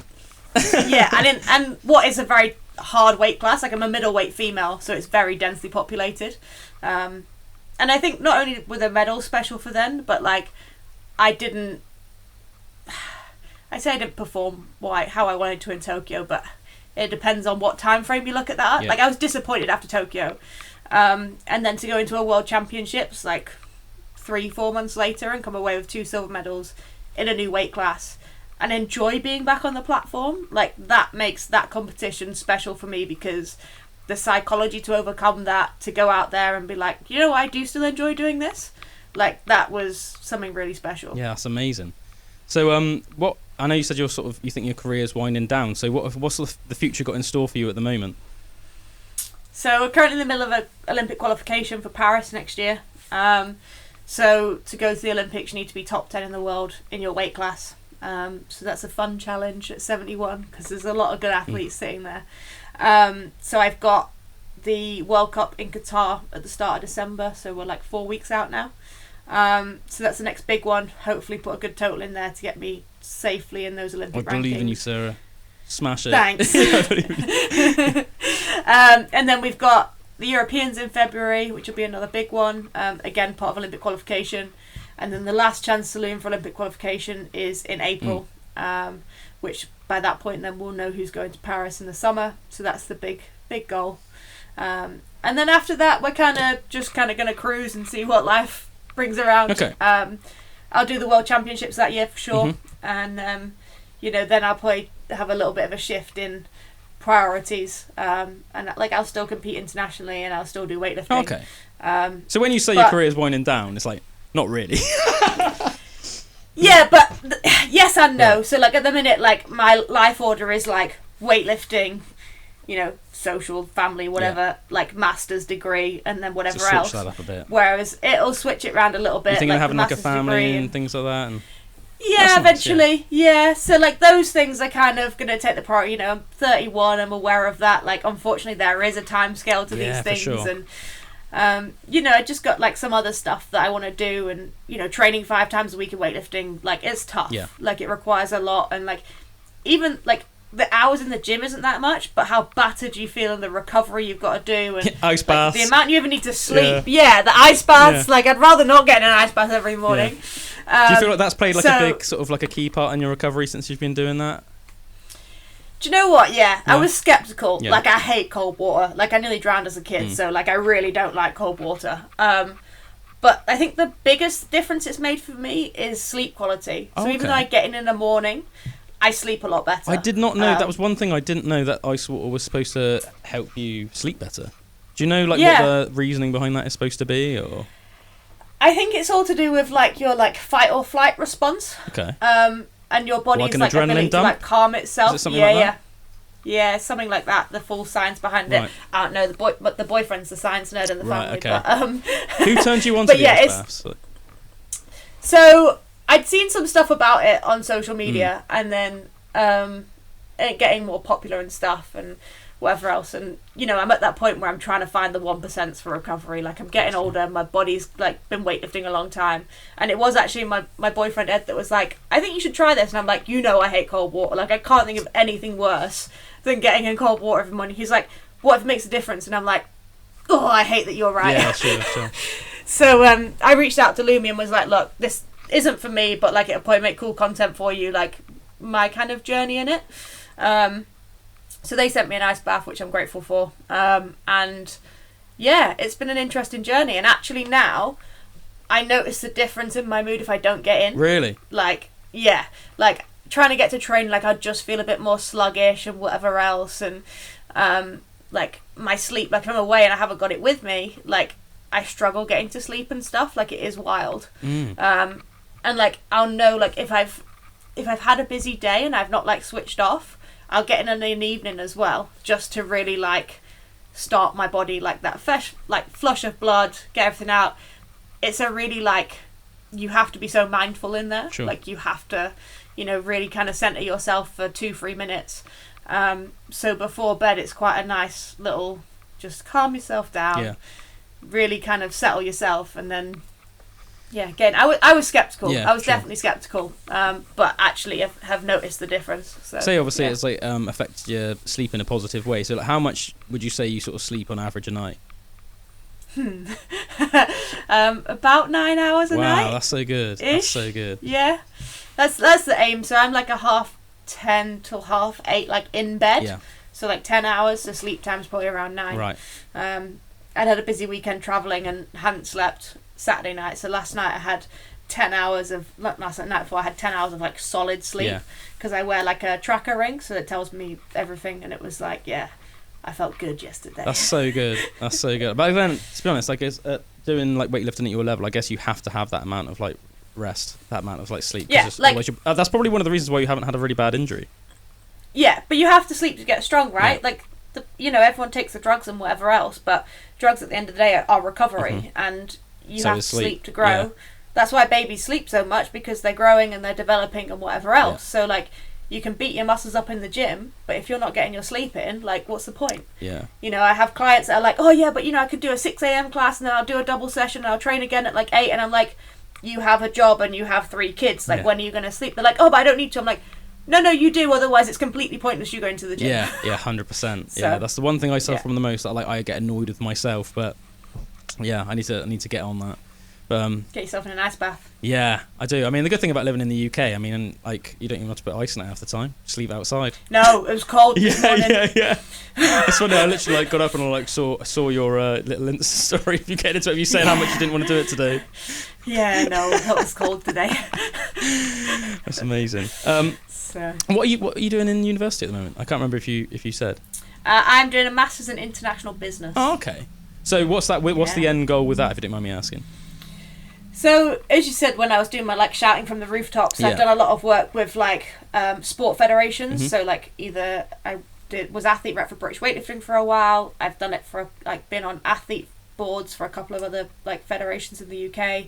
I was chair of the Athletes Commission for the International Federation, and worked with the International Olympic Committee.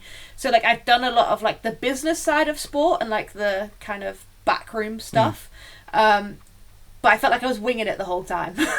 And don't get me wrong, I could probably carry on winging it for the next 30 years, but being the person that I am, I like to have the knowledge in the background kind of going into it. So, I'm basically doing the business degree so that then I can go into like a real job within like a governing body or something, and just have a little bit more of that like business background. I toyed with the idea of doing like sports business or sports marketing and management, but I already know the sports stuff, so there's no point me sitting in a lecture theatre being taught to suck eggs on how the IOC is structured or whatever else, because I've lived it and I've done it for the last 12 years.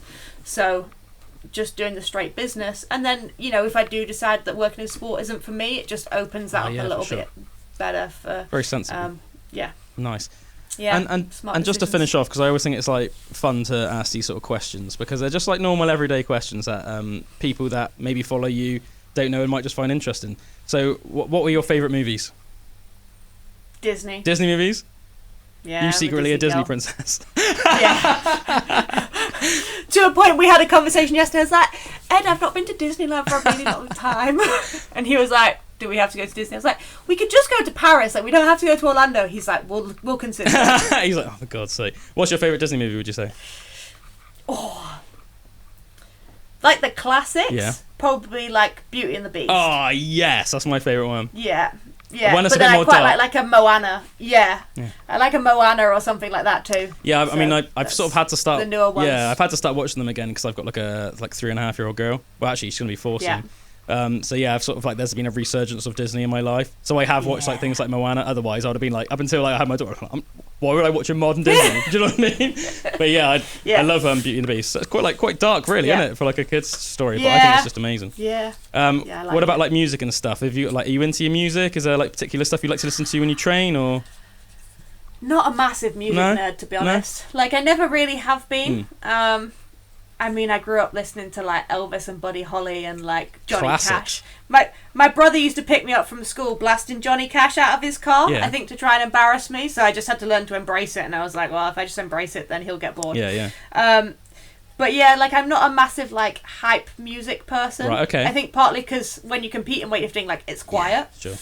And actually, I think because life's so busy, I like stuff to bring me like down. So I actually quite like a bit of country. Yeah, nice. Yeah, actually, I think I saw actually when you were in America not that long ago, weren't you? Were you in Tennessee? Yeah, we went to Nashville. Yeah, and you were like in some bar listening to some like country music, and I thought, oh, that's cool. Yeah. Because like, I always like say like me and Drew say we'd actually love to go to Tennessee because we're really into our music, and there's such a good music scene there. So I've been saying I'm like awesome. gonna try and pull it like it's like a work trip. Yeah. So I went for a training camp. Yeah. I went for a training camp in Atlanta, and I was like, it's basically next door. It's like 9 hours drive difference or something. Yeah. I was like, yeah, it's a neighbouring state though, so it's fine. We can just fly into Nashville, go for the training camp, and then flew back out of Nashville. So that's amazing. Was it amazing? Yeah, it's awesome. I can imagine like it's awesome. Like, just good live music everywhere. Like, whatever bar you walk into, like, just someone and a guitar and a sing. Like, it's good vibes. It's amazing. Like, working like at a radio station, like, whether you want to or not, you just keep getting taken back to Tennessee, because there's been like bands that sent me stuff from like Memphis, or I'll be like start listening to like an upcoming artist from Nashville or something, and it's like the music scene there is like so concentrated. I swear there's like as much music there as like the whole rest of the states combined. It's absolutely crazy. I think that's where a lot of the like studios and stuff are as well, and like all the big brands. Like, we went to the Johnny Cash Museum. That was kind of cool. But that was amazing. So, what were the people like there? I can imagine super friendly. That's like the stereotype, isn't it? Yeah, very friendly. Really nice. Yeah, we had a good time. Gun laws are a bit weird, but once you get used to that, you kind of everyone had a gun. In Nashville, it was all right actually, because in Tennessee they have a state law that you can't drink alcohol and carry a arms weapon. That's sensible. So that's smart. Well done. Because like, I've spent some time like in the States before, and Ed hasn't really. He's only really been to New York, which I feel like isn't a true representation. Yeah. We went to our first bar the first night, and they were like, got him to lift his arms up, and they just like searched round his belt, and he was like, he looked at me confused. I was like, they're searching for a weapon. He was like, oh. Yeah. He's like, that's a bit like you're invading my privacy a bit, mate. Because normally you'd expect like a full pat down, right? Yeah. Like legs, whatever, but they just literally went round his belt, and he was so confused, bless him. But yeah, no, we had a good time. Did you eat some good food there? Oh yeah, we had some good barbecue. Yeah. Good barbecue. Oh Yeah. man, I gotta go. Yeah.